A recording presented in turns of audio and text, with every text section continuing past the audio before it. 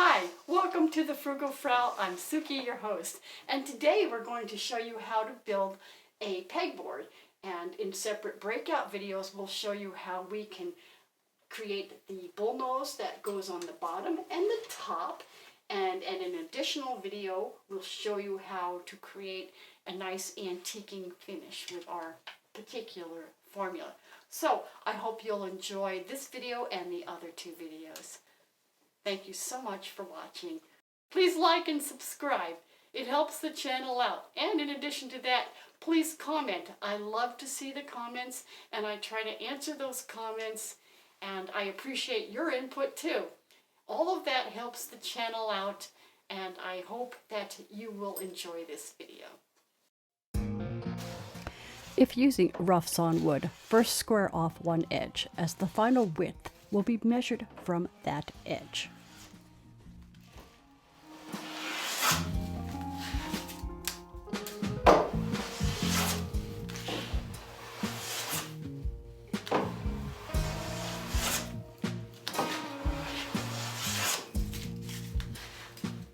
Check with a small square and then measure and mark the final width in preparation for ripsawing it along the entire length. Because you have squared off that edge, the marking gauge that Tom is using, or you're using, will now accurately mark that width along the entire length.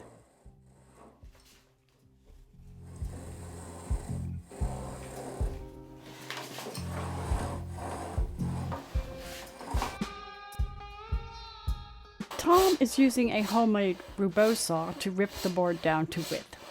Since this is a long board, he will saw this approximately halfway through. Then to complete the rip, he will start at the opposite end to complete the cut.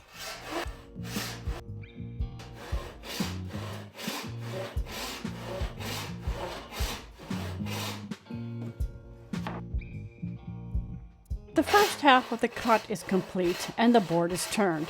A wedge is placed to keep it from pinching the saw. The wedge will fall out as the cut is made, and there is much more flex in the waste.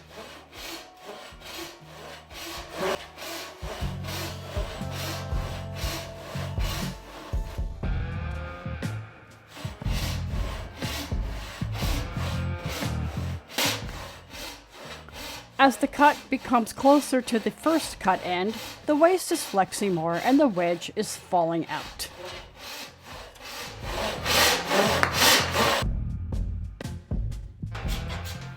This board has a bit of a crown in it, therefore it needs to be flattened by planing it down flat. He's using a winding stick there to check for flatness. The crown extends the entire length of this board, so he will have to plane the entire length using the winding sticks to continually check to make sure that the board is becoming flat on at least this surface. Yeah, you could see there that it was still crowning in the center.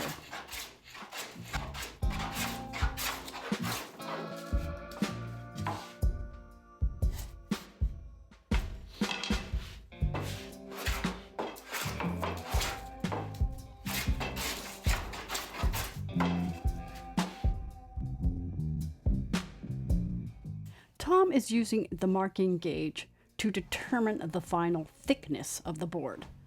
That mark will serve as a guide when the second side is aggressively planed down to the final desired width.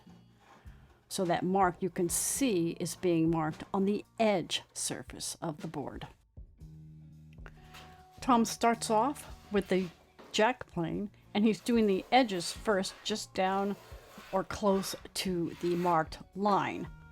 This will allow him to use those edges as a guide when he starts to more aggressively plane off the center portions of the board, keeping him from actually planing beyond the desired depth.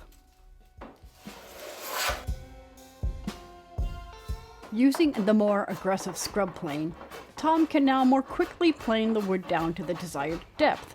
He starts with the blade at a fairly steep angle, which, while harder to push through the wood, takes off much more material. The blade angle should be reduced as you get nearer to the desired depth in order to smooth and refine the cut, and of course not go past the marked depth that you've already planed on the edges.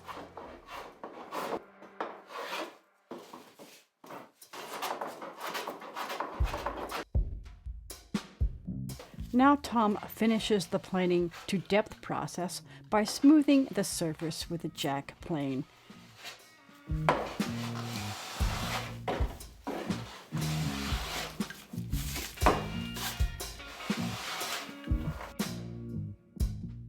The second edge was not squared after the rip cut, so it is now getting done.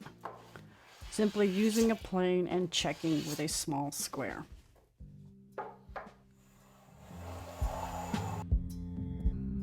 Tom uses the paddle bit to drill the holes for the pegs. He already marked the bit to the depth needed so as not to drill too far or all the way through the board.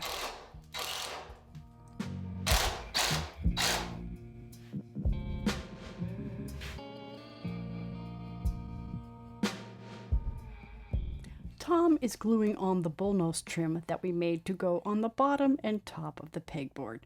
We did make a separate video on how to make this bullnose trim if you are interested in watching that.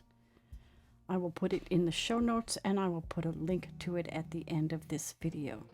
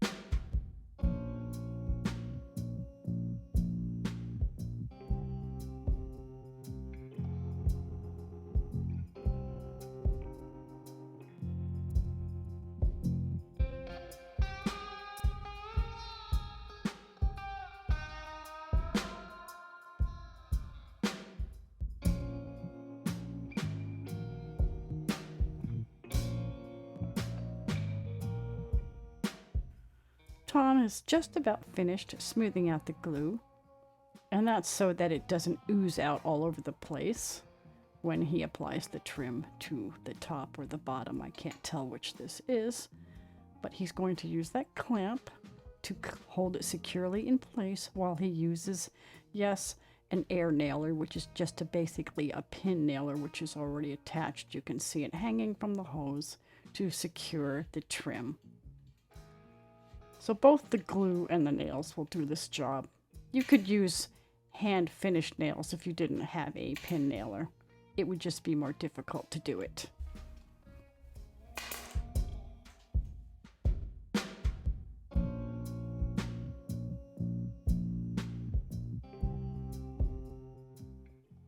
Tom is using a small scrap of wood to mark the exact depth of the end of the pin that gets glued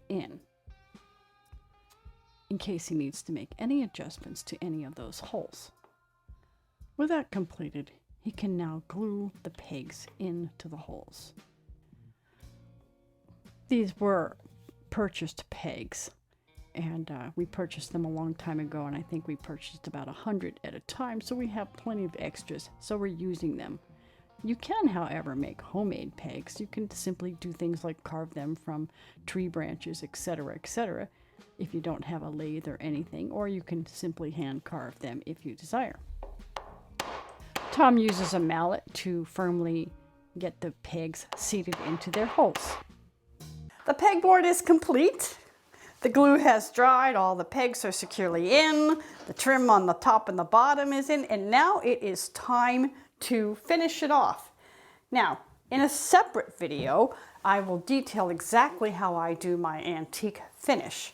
And just briefly, I want to say it's a multiple step process. I start off with a stain with some bright yellow, bright blue over that after the stain dries. and then maybe some other color, maybe some green, maybe some, you know, goldy orangey color. Depends on what I have laying around. And after that, then we put a glue layer on, kind of a water and glue layer, and I paint red paint over that. It's a very messy job. Use a crappy brush or a crummy brush.